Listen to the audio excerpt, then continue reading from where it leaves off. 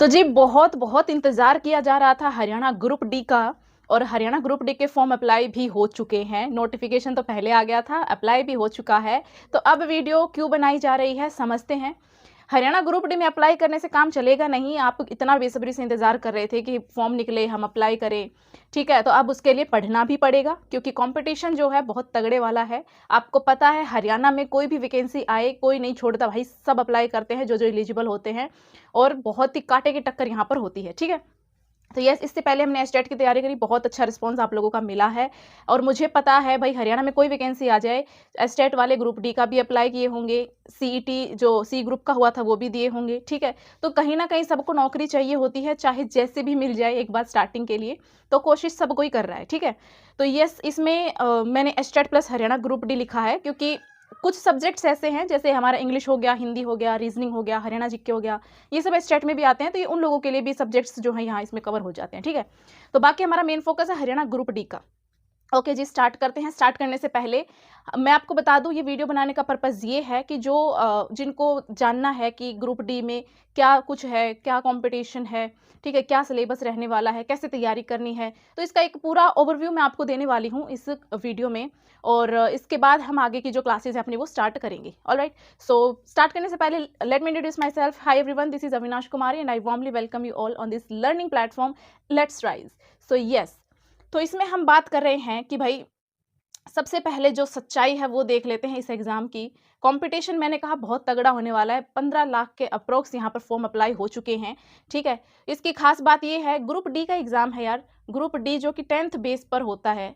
अब इसमें mains exam क्या ही होगा, है ना। तो हमारा ये सिंगल एग्ज़ाम होगा, इसीलिए हमें जी जान लगा के इस सिंगल एग्ज़ाम में ही अच्छे से स्कोर करना पड़ेगा।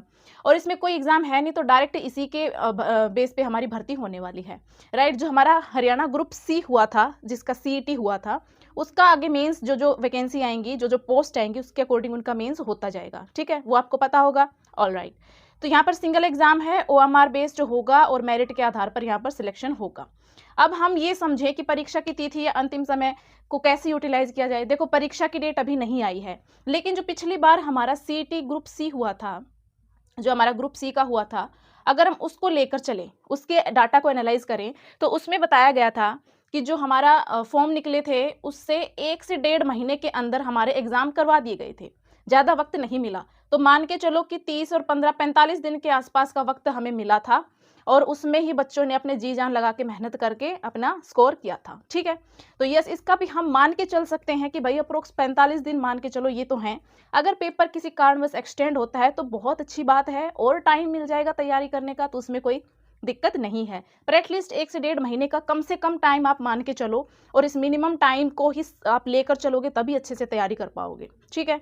यस, ओके, तो इसके फिर 45 दिन के हिसाब से हमारा पेपर जो है वो जा सकता है सितंबर में या फिर अक्टूबर में, ठीक है। ओके, नेक्स्ट देखते हैं हमारा जो सिलेबस है उसका वेटेज क्या रहेगा और कैसे क्या चीज़ें होंगी वो देख लेते हैं। तो आपको पता है हमारा हरियाणा का पेपर और उसमें हरियाणा जी के नाए ऐसा हो नहीं सकता। चाहे कोई भी एग्जाम हो, उसमें हरियाणा के पेपर में हरियाणा जी के जरूर पूछी जाएगी, ठीक है। तो यहाँ पर इसका अच्छा खासा वेटेज है, 25 नंबर का 25% यहाँ पर वेटेज है, यानी कि 25 क्वेश्चन आप इसके मान के चलो। और जहाँ तक मैंने देखा है कि सबसे ज़्यादा लोग हरियाणा जी के पढ़ते हुए मिलते हैं, क्यों ना पढ़े भाई, सबसे ज़्यादा इसका वेटेज भी है, राइट। सो यहाँ पर इसके बाद आते हैं हमारे जनरल साइंस भी आएगी, यस बिल्कुल आएगी, और 15 नंबर की आएगी। साइंस में आपका फिजिक्स, केमिस्ट्री, बायोलॉजी, ओवरऑल जो 10th क्लास तक की होती है वही आएगी, ठीक है। ओके, मैथ्स आपका आएगा 15 क्वेश्चन, उसका वेटेज 15% यहाँ पर है, ठीक है। इंडिया जीके, जिसके अंदर हमारा history, polity, geography, art and culture, ठीक है, और करंट अफेयर्स, ये सारी चीज़ें आ गई, ये हमारा 15 नंबर में आ जाएगा। इसके साथ साथ कंप्यूटर का भी हम रिस्क नहीं ले सकते, क्या पता 2-4 क्वेश्चन कंप्यूटर के भी पूछे जा सकते हैं। तो बेसिक कंप्यूटर जो होता है वो हम करते हुए चलेंगे, ठीक है। ओके, अब बात आती है हमारे इंग्लिश, हिंदी और रीजनिंग की। तीनों ही 10-10-10 नंबर के आएंगी, ठीक है, और तीनों ही बहुत बढ़िया स्कोर करने में हेल्प करती हैं। सबसे बढ़िया जो हमारे सब्जेक्ट है मैं कहूँगी ये तीनों हैं, क्योंकि इनमें अगर आपने एक बार अगर आप हरियाणा के एग्जाम्स की तैयारी कर रहे हैं तो ये 3 सब्जेक्ट तो ऐसे होंगे जो आपके टिप्स पर होंगे ही होंगे, ठीक है? और यही जो है सिलेक्शन कराने में हेल्प करते हैं, ये चीज़ हम आगे और अच्छे से समझेंगे। तो यहाँ पर मैंने बता दिया किसका कौन-सा वेटेज रहेगा, कौन से हमारे टॉपिक रहेंगे, ठीक है? अच्छा, एक चीज़ और ऐड कर दी है कि 5वां विकल्प, 5वां ऑप्शन ऐड कर दिया। ओएमआर में 4 ऑप्शंस आते हैं ना, ए, बी, सी, डी। 5वां ऑप्शन और ऐड कर दिया है ई। क्यों किया है? कि आपको भाई कोई भी खाली चीज़ें नहीं छोड़नी है। अगर आपको नहीं आता, नेगेटिव मार्किंग तो है नहीं, तो अगर आपको नहीं आता, अगर आपको वो अटेम्प्ट नहीं करना है, तो आप ई वाले गोला भर देंगे, ठीक है? अगर आपने खाली छोड़ दिया तो आपका यहाँ पर नंबर काट लिया जाएगा, ठीक है? तो नंबर नहीं कटवाने भाई, चाहे तुक्का ही मारना है, मार दो, कोई दिक्कत नहीं है, ठीक है? और टाइम की बात करें तो यहाँ पर हमारा 105 मिनट का समय दिया जाएगा, टोटल 100 क्वेश्चन हमारे पास होंगे, तो गोले भरने की प्रैक्टिस कर लेना अच्छे से, ठीक है? और ओएमआर बेस्ड हमारा होता है, यानी कि क्वेश्चन पेपर मिलेगा और ओएमआर मिलेगी, पेन मिलेगा, गोले भरने हैं, ओके। आगे देखते हैं हमारे पास जो है, अच्छा, जो एस्टेट वाले लोगों को भी मैं साथ लेके चल रही हूँ इसमें, क्योंकि जो नेक्स्ट एस्टेट होगा उसके लिए भी जो चीज़ें यहाँ पर करवाई जाएंगी वो उतनी हेल्पफुल होंगी। तो 60% सिलेबस, जैसे मैंने बताया, साइंस हो गया, जो टीजीटी साइंस के लिए अप्लाई करते हैं उनके लिए हेल्प हो जाएगी, ठीक है? जो इंग्लिश, हिंदी और रीजनिंग जो है वो वहाँ पर पूछे जाते हैं। जो मैथ्स है, अर्थमेटिक मैथ्स जो है वो भी एस्टेट में पूछा जाता है। कहीं ना कहीं सिलेबस सेम है इन चीज़ों का, तो उन लोगों की भी तैयारी यहाँ साथ साथ हो जाएगी, और पहले से जो तैयारी कर रहे हैं उनका बढ़िया से रिविजन हो जाएगा, ठीक है?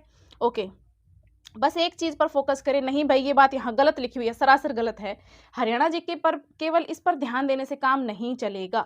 आपको साइंस पर भी फोकस करना पड़ेगा, इंग्लिश, हिंदी, रीजनिंग पर भी फोकस करना पड़ेगा, इंडिया जीके भी देखनी पड़ेगी। ओवरऑल सभी सब्जेक्ट्स को आपको टाइम देना पड़ेगा, तभी आपका सिलेक्शन हो पाएगा। जो सबसे ज़्यादा गलती करते हैं ना, वो यही करते हैं कि इंडिया जीके में चलो उसमें टाइम दे दिया, हरियाणा जीके में टाइम दे दिया, जीके अच्छे से कर ली, बट जीके अकेले 2 सब्जेक्ट आपको सिलेक्शन दिला पाएंगे? नहीं। मान लो हमारे पास यहाँ देखो, यहाँ पर हमारे पास मान लो ऐसे कैंडिडेट, आप खुद इस चीज़ को एनालाइज करना। कुछ स्टूडेंट्स ऐसे हैं जो सभी सब्जेक्ट्स को अच्छे से करके जा रहे हैं, ठीक है? एक दूसरी कैटेगरी के स्टूडेंट है जो सिर्फ जिक्के जिक्के पे जोर दे रहे हैं कि भाई जिक्के अच्छे से हो जाए, और भाई हम तो जिक्के के भरोसे हैं, बाकी में तुक्का मार देंगे, देखी जाएगी, ठीक है? एक तीसरी कैटेगरी आती है, भाई हमारे तो हिंदी इंग्लिश बस की नहीं है, लैंग्वेज नहीं पढ़ी जाती, इंग्लिश से इतना डरते हैं, इतना डरते हैं। भाई डरने की कोई ज़रूरत नहीं है, सबसे ईजी सब्जेक्ट होता है इंग्लिश। बस प्रॉब्लम ये है कि कहीं ना कहीं आपने बेसिक्स नहीं पढ़े होते हैं, तो आपको डर लगता है, बस और कुछ नहीं है। मैंने एचटेट के लिए इंग्लिश की क्लास करवाई थी, जिसमें टॉप 30 रूल्स करवाए थे। वो क्लास इतनी पसंद की लोगों ने, क्योंकि टू द पॉइंट था, और डायरेक्ट जो पेपर में चीज़ें पूछी जाती है वही चीज़ करवाई थी, ठीक है? तो इंग्लिश कोई डरने की चीज़ नहीं है, बस आपको सही गाइडेंस मिलनी चाहिए, आप आराम से कर सकते हो, ठीक है? तो इंग्लिश, हिंदी नहीं छोड़नी है। हिंदी से मैं खुद बहुत डरती थी। जब मैंने अपने हरियाणा के एग्जाम्स दिए थे, हिंदी का मुझे इतना डर था, मुझे नहीं आती थी हिंदी, बट मैंने मेहनत करी, मैंने सीखी, अब मेरा सबसे अच्छा सब्जेक्ट हो गया हिंदी, ठीक है?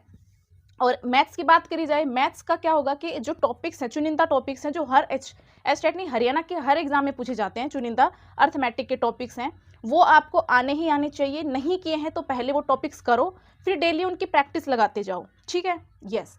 और इंडिया जीके और करंट अफेयर्स जो हैं भाई, इनकी कोई लिमिट नहीं है, बहुत वास्ट हैं, बहुत वाइड हैं। जो एसएससी की तैयारी कर रहे हैं बच्चे, ठीक है, तो उनको हेल्प हो जाएगी, क्योंकि वो भी जीके कहीं ना कहीं पढ़ रहे होंगे। हरियाणा जीके बिल्कुल कराई जाएगी। हरियाणा जीके हम वैसे भी पढ़ते हैं, हरियाणा का कोई एग्जाम दे दो, हरियाणा जीके पढ़नी होती है, ठीक है? तो ये कुछ इस तरह से रहेगा। रही बात जनरल साइंस की, जनरल साइंस है, इतना कुछ टफ नहीं होगा। मैं खुद साइंस की फैकल्टी रही हूँ, तो उसमें कोई दिक्कत नहीं है, मैं आपको करवा दूंगी, कोई दिक्कत वाली बात नहीं है, ठीक है? तो सब चीज़ें अच्छे से हो जाएंगी, यस हो जाएंगी। ओके, यहाँ पर अब बात आती है, जो साइंस हमारा है 15 नंबर का है। सोचो अगर आपने 15 नंबर को अच्छे से कर लिया, क्योंकि इसमें लिमिटेड ही चीज़ें हैं, इसमें ऐसा कुछ नहीं है कि भाई पता नहीं कहाँ से क्या आ जाएगा। लिमिटेड ही सोर्स होगा, लिमिटेड ही कंटेंट होगा, और उसमें से आपको स्कोर करना है, ठीक है? तो ये चीज़ बहुत आपके लिए इफेक्टिव होगी, साइंस को अच्छे से करके जाना है। और यहाँ पर मैंने बताया है कि क्या क्या टॉपिक्स हैं जिनसे क्वेश्चन पूछे जाते हैं। टेंशन मत लो, मैं करवा दूंगी ये सब आपको, ठीक है? तो यहाँ पर सिलेक्शन लेने का ये स्ट्रेटजी आप छोड़ो, मैं बताऊंगी वो स्ट्रेटजी अपना लेना, ठीक है? ओके। तो यहाँ पर मैंने यही कहा है कि भाई 45 दिन की हम सीरीज स्टार्ट करने जा रहे हैं। अगर आपको सेल्फ स्टडी करनी है तो सिलेबस लो, आपको जहाँ जो सब्जेक्ट जिसका अच्छा लगता है वहाँ से वो सब्जेक्ट अपना कवर करो। बट उससे क्या होता है कि अलग अलग प्लेटफॉर्म पर जाने से उन्हीं बच्चों को फायदा हो सकता है जिसको प्रायर एक्सपीरियंस होता है, ठीक है? जिनको पहले से पता होती हैं चीज़ें कि भाई मुझे ये चीज़ पढ़नी है, इतनी पढ़नी है, और भाई पता है यहाँ से मेरा सिलेक्शन हो जाना है, ठीक है? अब जो बिल्कुल ही इतने कम टाइम में सारी चीज़ें पढ़ने बैठ जाएंगे तो उसमें सिलेक्शन के चांसेस कम हो जाते हैं, क्योंकि अगर आप देखोगे इतने सब्जेक्ट्स हैं तो सिलेबस कितना वाइड होगा, राइट? अब देखो यहाँ पर 15 लाख बच्चों ने फॉर्म भरा है, अब 15 लाख में से जो सच में जो सीरियस कैंडिडेट होंगे ना, वो सिर्फ़ जो कंटिन्यूअसली पढ़ाई कर रहे होंगे, वो 1 से 1.5 लाख होंगे मैक्सिमम। हद मार के बता रही हूँ, हद मार के, ठीक है? सिर्फ़ मैं तो कहती हूँ 1 लाख मान के चलो आप, ठीक है? असली कॉम्पिटिशन इन 1 लाख के बीच में है। ये लोग सिर्फ ग्रुप डी के लिए नहीं, जितने भी एग्जाम्स हो रहे हैं, ये हर एग्जाम के लिए तैयारी करते आ रहे हैं, कंटिन्यूअसली मेहनत करते आ रहे हैं। यस, तो इनका जो है, इन इन लोगों को प्रायर एक्सपीरियंस होता है, इनको पता होता है कि भई इस टीचर का ये सब्जेक्ट बहुत अच्छा तरीका है पढ़ाने का, तो वो अपना अलग-अलग जहाँ से जो पढ़ना होगा पढ़ सकते हैं। बट कुछ ऐसे बच्चे होते हैं जो जिनको थोड़े से एफर्ट लगाने की ज़रूरत होती है, या फिर वो कर सकते हैं बट उनको लिमिटेड सोर्सेज़ चाहिए होते हैं लास्ट टाइम पे, ताकि वो करके वो अपना सिलेक्शन ले लें। तो उसके लिए भाई हमारी क्लासेस तो चलेंगी, बाकी और भी टीचर्स हैं जो करवा रहे होंगे। आपको सिलेक्शन लेना है तो आप अपने जो हैं अब जो टीचर्स हैं वो चूज़ करिए और वहाँ से पढ़िए, ठीक है?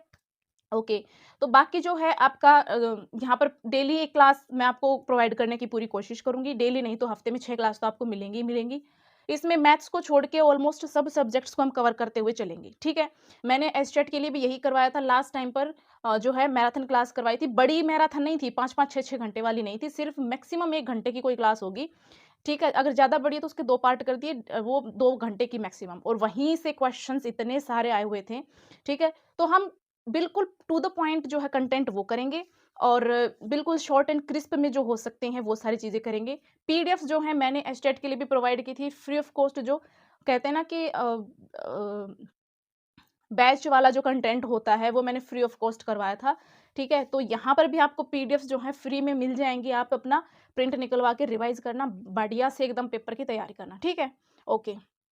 तो फिर भाई लास्ट में यही बात आती है, अभी नहीं तो कभी नहीं, क्योंकि देखो सरकार जो है हर 5 साल में हर पोस्ट के लिए मतलब एक-एक बार भर्ती करवाती है, ठीक है? एक-एक बार एग्ज़ाम कंडक्ट करवाती है। तो अगर अब अच्छे से कर लिया, अब देखो पेपर जो है आपका, मैंने कहा कि सितंबर में हो सकता है, अगर हम पिछले सीईटी के हिसाब से चले तो। क्योंकि इनको पेपर करवाना ही तो है भाई, फटाफट करवा के निपट जाएँगे ये तो, है ना? तो हमें तो अच्छे से देना होगा एग्ज़ाम, क्योंकि उसी के बेस पर हमारा सिलेक्शन होना है।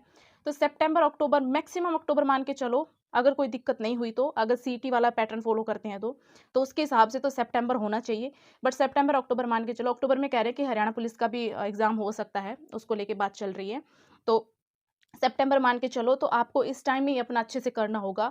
फिर इसका रिज़ल्ट आएगा, फिर धीरे-धीरे मतलब प्रोसीजर चलता-चलता आपको 1 साल का टाइम ये ले ही लेंगे, ठीक है? जॉइनिंग करवाने में 1 से 1.5 साल का टाइम, क्योंकि सरकार आपको पता है जाते-जाते लगा के जाती है नौकरियाँ, क्योंकि भाई इतना तो सबको नॉलेज हो ही जाता है ना? तो यहाँ पर आपके पास 5 साल के टाइम पीरियड में एक-एक बार आपको भर्तियाँ देखने को मिलती हैं, तो ये जो है इसी में अपनी जी-जान लगा के मेहनत करके सिलेक्शन ले लो, और भाई आगे फिर नहीं तो बहुत टाइम वेट करना पड़ेगा, ठीक है? ओके। तो जो मेरे जितना कंट्रोल में है उतनी चीज़ें मैं आपको करवा दूँगी, जैसे इंग्लिश हो गई, हिंदी हो गई, रीज़निंग हो गई और हरियाणा जीके हो गई, ठीक है? कंप्यूटर करा दूँगी और जनरल साइंस करा दूँगी। और शॉर्ट एंड क्रिस्प में जितना मैक्सिमम कंटेंट कवर कराया जाएगा उतना करवा सकती हूँ, ठीक है? ओके, तो हम कल से अपनी क्लासेस स्टार्ट कर देंगे, और आप अपने अच्छे से जो अपना सेल्फ स्टडी करना चाहते हो, सेल्फ स्टडी कर लीजिए, यूट्यूब से करना चाहते हो, यूट्यूब से कर लीजिए। जिसको बैच खरीदना है भाई, जिसको जहाँ से अच्छा लगे वहाँ से बैच खरीद के तैयारी कर लीजिए, ठीक है? सो ये था हमारे आज का वीडियो, जिसमें हम कुछ ग्रुप डी के बारे में इन्फॉर्मेशन दे रहे थे, और हमारा क्या टारगेट रहेगा वो मैंने आपको शेयर कर दिया है। ऑलराइट, सो मिलते हैं अब अपनी क्लासेस में, तब तक के लिए अच्छे से पढ़ते रहिए, मुस्कुराते रहिए। Till then take care, bye bye and जय हिंद।